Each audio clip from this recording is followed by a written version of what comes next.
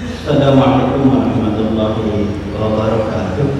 Alhamdulillah hamdan syakirin hamdan namin hamdan yuwafi na'mahu yuwafi mazidah. Ya Rabbana lakal hamdu kama yanbaghi li jalali wajhikal karim wa li sultanik. Nashhadu an la ilaha illallah wahdahu la syarika lahu wal awwal wal akhir wal zahir. Bernasab kepada manusia, kepada bapaknya, kepada seseorang oleh abi selain bapaknya. Kan gitu. Jadi haram bernasab kepada selain bapaknya. An Sa'id bin Abi Waqqas dibuka dengan dari hadis Rasulullah Muhammad sallallahu alaihi wasallam, hadis riwayat Muslim. An Sa'id bin Abi Waqqas, dari Sa'id bin Abi Waqqas radhiyallahu anhu, ada Nabi sallallahu Muhammad sallallahu alaihi wasallam bersabda, "Man da'a barang siapa yang menyandarkan nasabnya, mengaku nasab ila ghairi ahlihi, kepada selain bapaknya." Jadi dia enggak kaya kandung. Misalnya bapak tirinya sama bapak tirinya, kasus tadi bapak tirinya adalah ahli masjid, punya pekerjaan, atau bapak angkatnya adalah punya jabatan, orang kaya, dia nggak punya lah. Sedangkan bapak aslinya petani, buruh tani, misalkan tukang upah ini, jadi dia angkatnya orang-orang rendah. Karena seperti itu dasarnya dia sudah tidak bersyukur kepada Allah Subhanahu wa taala, sudah kufur kepada Allah. Karenanya Rasul bersabda, barang siapa yang menyandarkan nasabnya kepada selain bapaknya yang asli, wa huwa ya'lamu annahu ghairu abihi, dan dia tahu itu bukan bapaknya, fal jannatu 'alaihi haramun, maka surga haram dimasuki oleh dia. Ini termasuk dosa besar. Oleh hadis jelaskan, ada hadis menjelaskan hadis ini, wa'idun syadidun liman tasaba ila ghairi abihi, ancaman yang sangat dahsyat, sangat besar bagi orang yang mengaku-ngaku nasab kepada orang lain padahal nasab bapaknya itu sudah tidak. Inilah pentingnya jamaah pada Allah yang menjadi penyamaran nasab. Selain tadi karena memang bapak kandungnya nggak bisa dibanggakan. Yang kedua, pernikahan karena nikah siri. Nikah siri itu nikah agama. Secara rukun nikah terpenuhi, tapi tidak daftar ke KUA, sehingga nikah agama saja. Ini di akte kelahirannya, binnya itu tidak ke bapak tapi ke ibu. Secara negara anak ini anak haram. Secara konstitusi banyak anak haram, artinya tak diakui. Jadi misalkan Fulana bin Fulan, binti Fulana. Jadi nasabnya itu tidak ke bapaknya, bapak biologisnya. Kenapa? Sebab negara nggak mengakui bapak itu, orang itu adalah bapaknya, sebab tidak tercatat di negara. Karenanya terus terang saja, saya ketika ada yang datang jamaah ke rumah, biasanya dari luar Pak, dari Singapura, Malaysia, kan, ingin dinikahkan, nikah siri. Terus terang saja saya nolak. Kenapa? Banyak motorotnya. Untuk siapa? Untuk perempuan dan juga untuk anaknya. Nanti binnya itu tidak bin ke bapaknya yang biologis, tapi ke ibunya. Sebab secara hukum tidak diakui oleh negara. Itu sama dengan anak yang hamil di luar nikah, anak zina. Anaknya tetap suci. Kullu mauludin yuladu ala fitrah, semua anak dalam keadaan suci. Cuman itu proses anak itu dilahirkan ke alamnya oleh persetubuhannya haram. Anaknya tetap suci, ibu bapaknya saja yang bereksekusi. Jadi orang yang nikah siri, jadi nikah siri itu kan artinya sembunyi, nikah agama. Kalau memenuhi syarat rukun nikah, ya sah secara agama. Tapi negara tidak mengakui kalau tidak daftar ke KUA. Kan itu banyak sekali Pak di Indonesia orang yang nikah siri satu banyak kali. Saya pribadi ke zaman saya, rekan-rekan asrafi, para ustaz ini, apabila ada jamaah kita yang menikah siri, usahakan jangan dibantu supaya nikahnya secara agama jelas itu sudah jadi dasarnya. Yang kedua nikah negara, ngobrol dengan pihak pejabat KUA bagaimana cara solusinya. Jadi sekali lagi, ini bahayanya nikah siri, sebab nanti di akte kelahiran kan kayak gitu, di surat-surat ibunya. Dijamain kata Allah. Nah, hal seperti itu kalau ketika nikah macam mana? Nikahnya harus ketika bapak kandungnya, meskipun itu nih mau cakap hamil di luar nikah atau nikah sendiri, tetap binnya itu ke bapaknya. Makanya suka dicek kan paling itu ini benar bapak anak bapak ya, bapak kandungnya. Disebutkan kan bukan sesuai dengan calon pengantin, kan ditanya oleh pihak pejabat apa itu khawatir kan, itu khawatir. Dan ancaman dari Allah Subhanahu Wa Taala lewat Rasul Muhammad SAW, manidah ila ghairi abidi, barang siapa yang mengaku-ngaku bernasab selain kepada bapaknya padahal dia tahu itu bukan bapaknya, maka dia haram masuk surga. Yang tanggung-tanggung riwayat Imam Bukhari Muslim. Astatik Ustaz, sebab banyak yang diskusi ke rumah, konsultasi ya kasusnya masalah nikah siri enak kali Pak. Perempuan sudah diambil keperawanannya, sudah punya anak, laki-lakinya kabur. Laki-lakinya kabur. Enak kan sebab merasa nggak ada yang membebani. Coba kalau nikah agama gampang saja, nikah negara juga agamanya negara kan gampang lapor ke pengadilan. Kan gitu supaya dilacak, minta ke pengadilan, tolong dibantu Pak. Gitu. Masalah saya gini. Bisa ke polisi lah, ke polisi saya masalah gini kan itu bisa dibantu. Itu jadi jangan kata Allah itu. Hadis yang pertama. Yang kedua, tak boleh membenci bapak meskipun bapak itu dalam kurung, nggak mengurusnya, bahkan berengsek kurang ajar. An Abi radhiyallahu anhu dari Abu Hurairah juga menyebutnya, ani Nabi dari Nabi Muhammad sallallahu alaihi wasallam bersabda Rasulullah, la taqulu an abaikum, janganlah kamu benci bapak-bapak kamu. Paman riba nabi, maka barang siapa yang membenci bapaknya, maka kufur, maka dia kufur. Muttafaqun alaihi, Imam Bukhari Muslim. Kufur ini yang mengatakan memang ancaman dari Allah, bisa keluar dari Islam, yang kedua adalah kufur nikmat. Sebab dia dasarnya ada dari bapaknya, ada dari ibunya. Kalau nggak ada bapak, nggak ada ibu, maka nggak akan ada dia. Sebab dia bukan seperti Nabi Adam yang keluar langsung, Allah ciptakan langsung. Atau ibunda Hawa dari tulang rusuk Nabi Adam, otak urat Nabi Yunus yang keluar dari batu, bukan itu ada proses. Karenanya di dalam Islam amal yang paling besar, paling utama setelah sholat 5 waktu adalah birrul walidaini, berbuat baik kepada orang tua. Dan dosa yang paling besar setelah menyebutkan Allah adalah uqul walidaini, menyakiti, menzalimi, menganiaya orang tua. Jadi hadis ini menjelaskan tetap ke orang tua harus menghormati, menyayangi. Suatu hari ada yang datang ke rumah itu. Pak Ustaz mau nanya sikap saya macam mana, kenapa? Saya dan ibu saya itu ditelantarkan oleh bapak saya. Kenapa menelantarkan? Nikah lagi, ini ya yang mencederai, menandai hukum poligami. Sehingga musuh-musuh Islam melihat poligami itu adalah hukum untuk menjadikan budak bagi pihak perempuan, mendiskriminasikan, melecehkan kaum wanita. Kenapa? Ini kasusnya kayak gini. Meninggalkan anak istri, nikah lagi. Kayak gitu. Tapi banyak kasus, jangan kata Allah, hari tuanya kemudian hari, ini laki-laki yang meninggalkan anak 3 anak itu.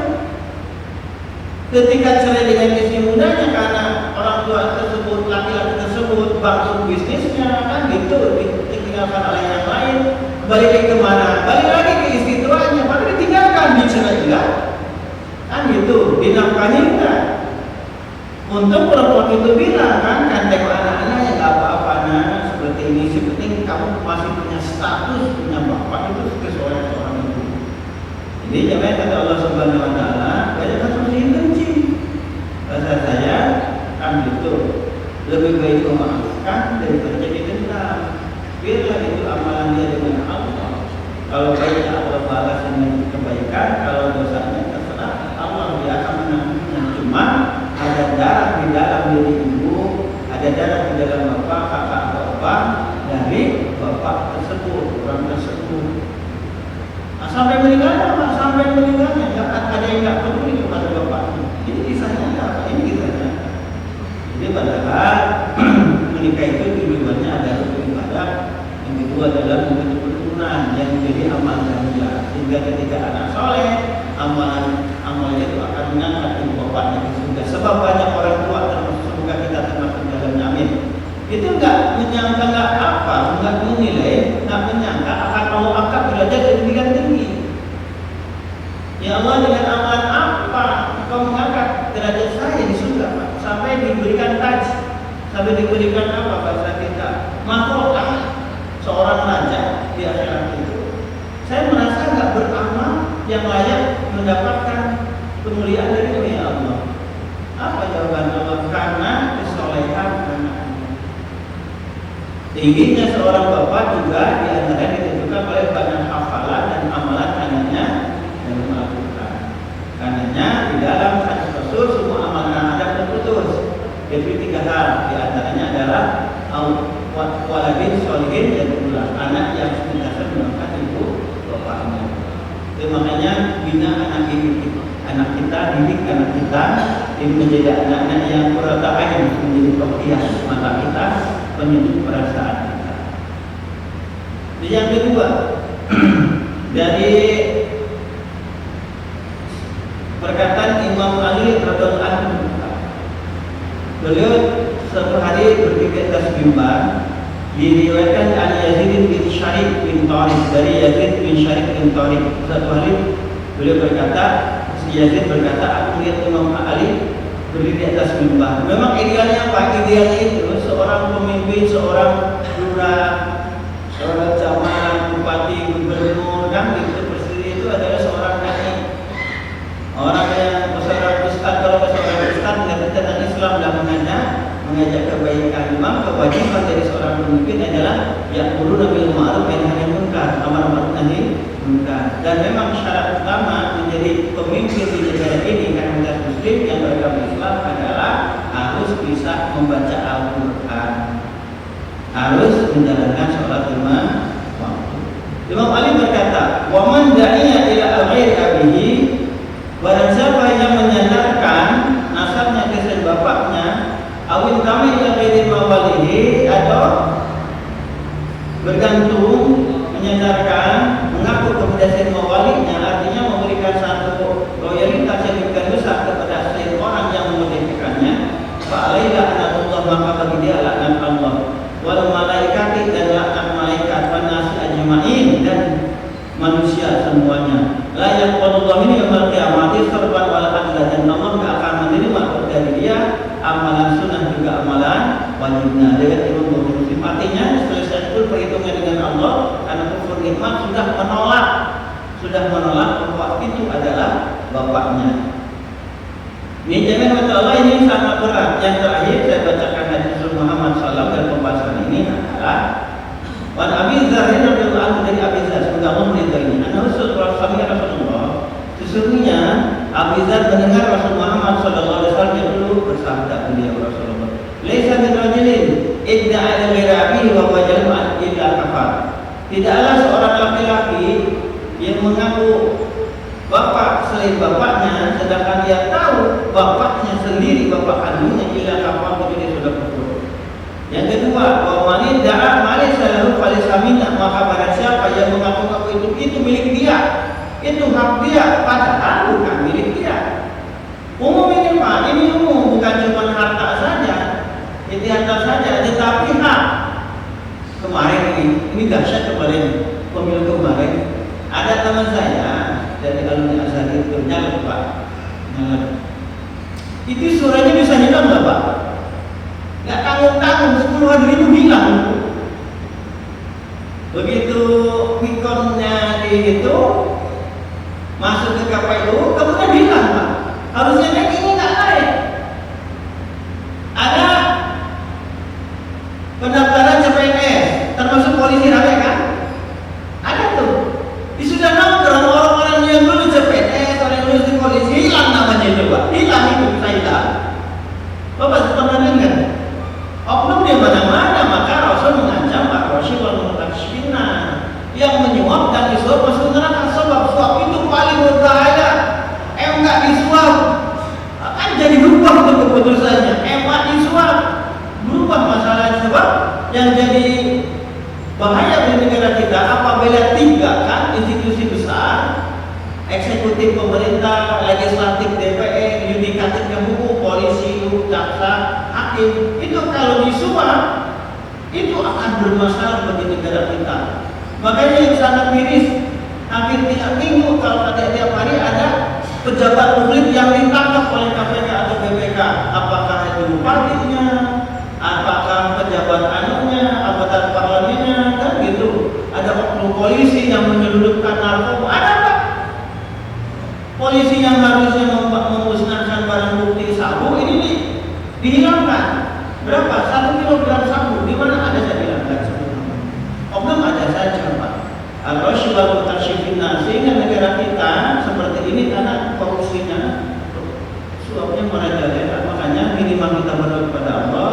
Yang kedua apabila ada kemungkaran, kita nggak bisa demo ke jalan, share tentang kezaliman, kejahatan seperti itu medsos, tapi dengan cara yang baik. Tengok kalimatnya, nggak saja memuja, hina, mendiskreditkan, nggak boleh. Sekarang kan ada Garuda Biru, saya dapatkan dari Instagram itu Garuda Biru, artinya apa? Negara kita terancam. Putusan MK, putusan MK itu sudah banyak diubah untuk sesuai dengan kebutuhan. Jadi tiga itu yang tiga sudah dikuasai oleh beberapa oknum. Kita bilang saja. Jadi eksekutif banyak yang terlibat korupsi, suap, legislatif, DPR, DPRD-nya sudah banyak terlibat suap dan korupsi, yudikatifnya termasuk seperti itu, oknum dari MK, oknum dari polisi, oknum dari APK, oknum dari BPK, banyak sekali oknum, tapi oknumnya itu banyak. Tapi berbanding terbalik, para pejabat publik termasuk kita yang berbuat amal soleh, maka falahu dia hayatan thayyibah. Maka sumpah kami akan berikan kehidupan kepada mereka, kenikmatan yang benar-benar nikmat abadi. Walanya jizan wajahum bi ahsani ma kanu ya'malun. Kami akan membalas kebaikan mereka melebihi apa yang mereka lakukan apabila pertama kebaikan. Makanya sekali lagi share seperti ada di WA saya, ke Instagram, ke medsos, ke Facebook tentang Garuda Biru Indonesia dalam keadaan kritis itu di share, Pak. Sehingga mahasiswa di Makassar, mahasiswa di Jogja, Jakarta turun hari ini.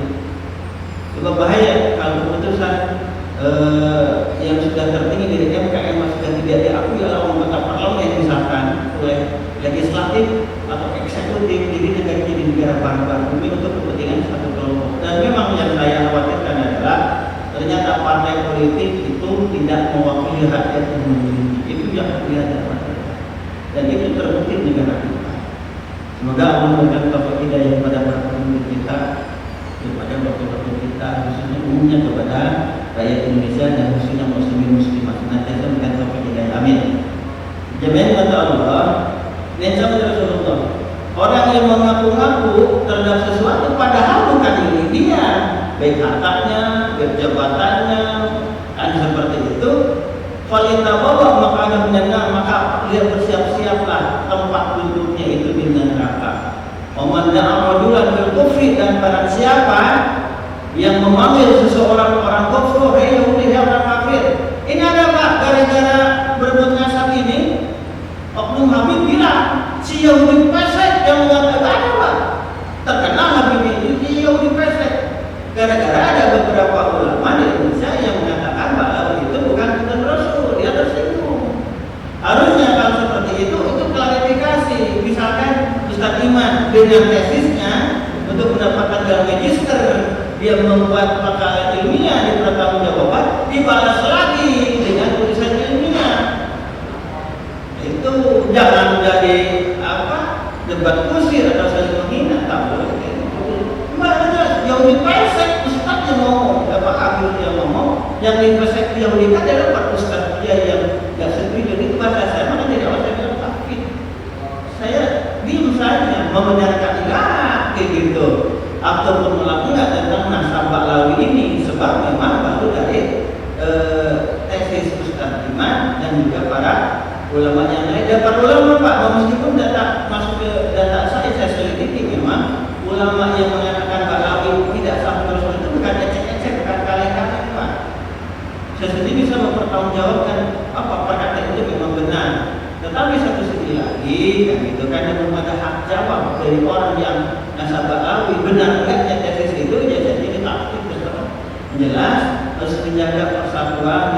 ukhuwah, menjaga kehormatan sesama muslim. Jadi dari dulu kalau sudah datang ke saya silaturahim, ada kajian, ada ceramah umum Pak, satu tempat, saya sama menghormati apakah beliau seorang habib ataukah bukan habib.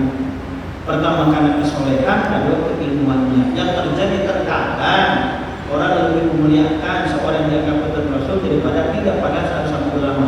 Sampai Rasul bersabda membacakan firman Allah dalam Al-Baqarah, Bismillahirrahmanirrahim, ya ayyuhan nasu, hai semua manusia, inna khalaqnakum min dzakarin wa unsa. Sesungguhnya kami ciptakan kamu dari laki-laki dan perempuan. Wa ja'alnakum syu'uban wa qaba'ila, dan kami menjadikan kamu bersuku-suku berbangsa-bangsa. Inna akramakum, garis bawah ini, inna akramakum inda atqakum. Sesungguhnya yang paling mulia di antara kamu menurut Allah adalah orang yang paling bertakwa.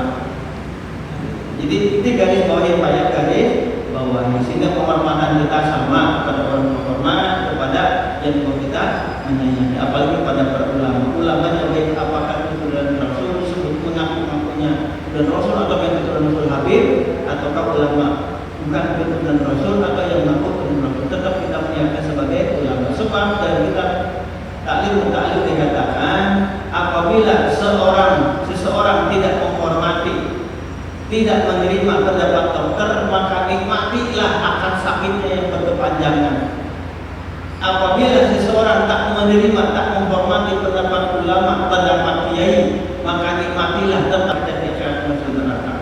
Jadi ada dua orang yang harus kita hormati, pendapatnya harus kita pegang. Pertama adalah dokter yang mengobati penyakit, yang kedua adalah ulama kiai, ustaz, ibu nyai, ustazah yang membantu pengobatan penyakit batin kita. Kalau dua-duanya tidak dihargai, tidak dihormati, tidak dianggap, maka nikmatilah.